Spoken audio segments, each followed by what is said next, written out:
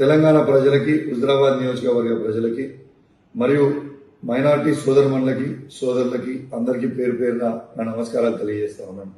సమ్మక్క జాతర అని మా సొంత గ్రామం వీణవంకలో జరుగుతుంది. ఆ జాతరలో మొక్కులు చెల్లించుకోవడానికి నేను, నా సతీమణి, నా బిడ్డ మరియు మా దళిత మహిళా సర్పంచ్ గారు మొక్కులు చెల్లించుకోవడానికి పోవడం జరిగింది. ఆడ మేము మొక్కులు చెల్లించుకున్న సందర్భంలో రేవంత్ రెడ్డి గారి ఆదేశాలతోని ఈడ ఉన్న మా జిల్లాలో ఉన్న సిపి గారు మరియు హుజరాబాద్ లో ఉన్న ఏసీపీ గారు, జమ్మికుంట రూరల్ సిఏ గారు ఏ విధంగా మమ్మల్ని అవమానపరిచిందో, ఏ విధంగా గద్దెల మీద నుంచి ఈడ్చుకపోయారో మీ అందరూ కూడా చూసారు. ఆ ఫ్రస్ట్రేషన్ లో నేను సిపి గారిని ఒక మాట అనడం జరిగింది.